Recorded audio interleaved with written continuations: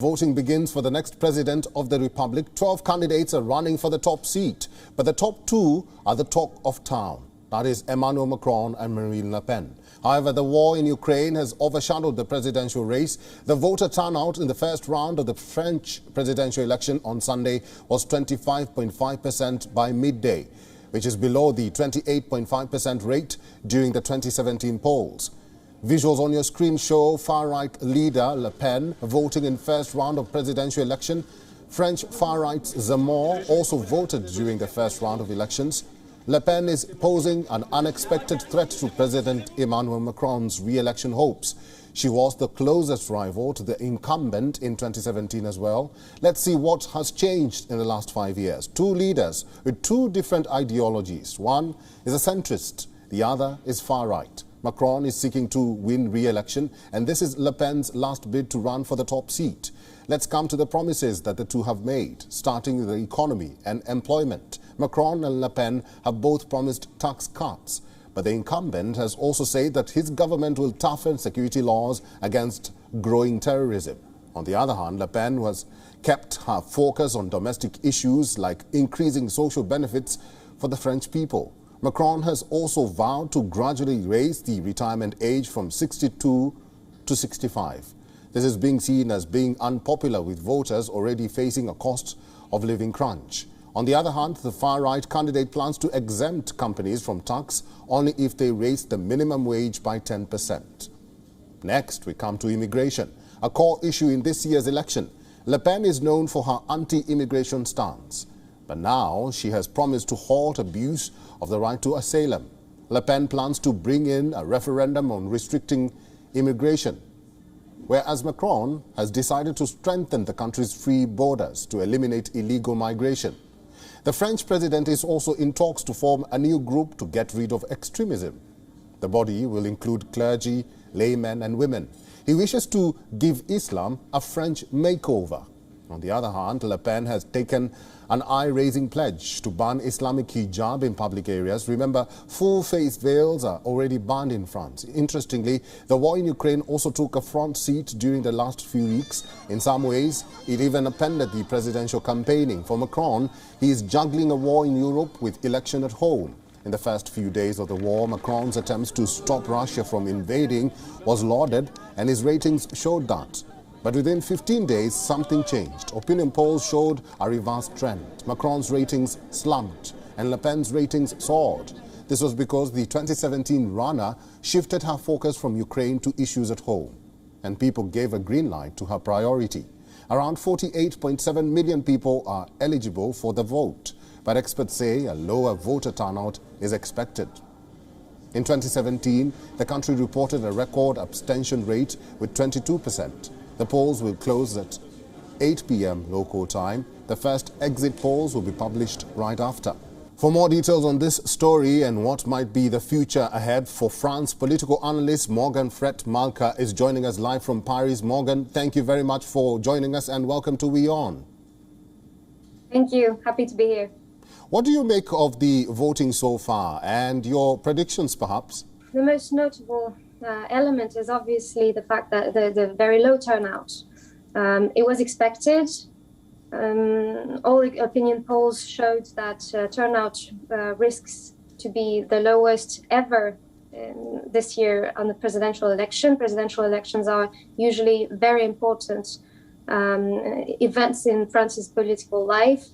And the fact that turnout is very low shows a very deep insatisfaction with the political offering at the moment in France. What is bringing or driving this voter apathy in this French or crucial elections in France? I wouldn't call it apathy. I would call it protest abstention. I think that people are not going to vote because they feel like none of the big candidates represent their interests. We've had a lot of populism in the campaigns, in the broader sense of the word populism. I understand. I mean the populism in the sense that candidates have tried to catch the hot topics and adapt their language according to what they thought that their constituencies wanted to hear, instead of focusing on substance issues. And people are seeing this, and they're saying either they want to vote for the small candidates, but they're being told that it's useless, so they don't go and they don't vote. Will this voter turnout, low voter turnout, have a challenge to the outcome of these elections? Well, low turnout theoretically would benefit Marine Le Pen, because traditionally far-right parties benefit from low turnout because their electors are more active. But this time, I would say that the victim of low turnout is not only the mainstream candidate Macron, but also the left, especially Jean-Luc Mélenchon. The left has been really, the campaigns on the left have been driven by the question of voting useful or not useful, voting useful being voting for the only leftist candidates that might have a chance to go through to the second round, or to vote for the small candidates to the left. And in this sort of dilemma, if people don't go voting, then it's the left that's losing. Morgane, critics argue that this presidential race could become a cliffhanger. Why is this election being considered a tough test for current President Emmanuel Macron? Well, the campaign was a bit strange because, first of all, Macron didn't declare himself a candidate until very, very late in the campaign. It had nothing to do with Ukraine. It was just his strategy, and this strategy was sort of short-circuited by the start of the war in the Ukraine, where Macron suddenly saw his ratings soar. But this was a short-lived advantage for Macron, because a few weeks after the start of the war, as the war dragged on, we saw that this popularity was fading, and Macron had still not entered the domestic political scene and had still not started his campaign. He actually started his campaign 6 days before the elections, and so he had a lot to catch on. If the far-right candidate Marine Le Pen unseats Macron, what do the French people predict of how her leadership will look like?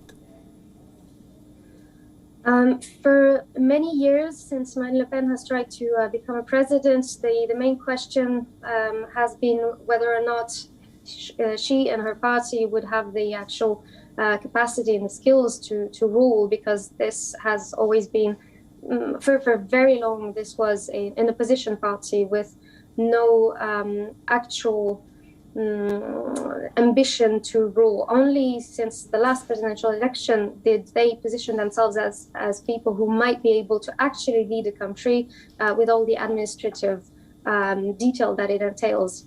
And to the extent that Marine Le Pen's party has become much more normalized, I think that she might be able to attract enough human resources to lead the country. So this question is not as important as it was before, but the main questions will remain whether or not she can pull out the Eurosceptic agenda that she has been promoting for years. We've seen that the other countries in the European Union who've tried to pull out of the European Union have paid a very high price for it. So this is one of the big question marks. Other question marks will obviously be how she handles the new situation vis-a-vis Russia, and other than that, in terms of her economic program, socio-economic program, I think there are not a lot of surprises. Marine Le Pen is the candidate of small business owners, agricultural populations, and some popular classes, and yeah, she has a slightly social program, but quite centrist in the end, all things considered. Morgane Fert-Malka, thank you very much for your insights and for talking to WION today. WION is now available in your country. Download the app now and get all the news on the move.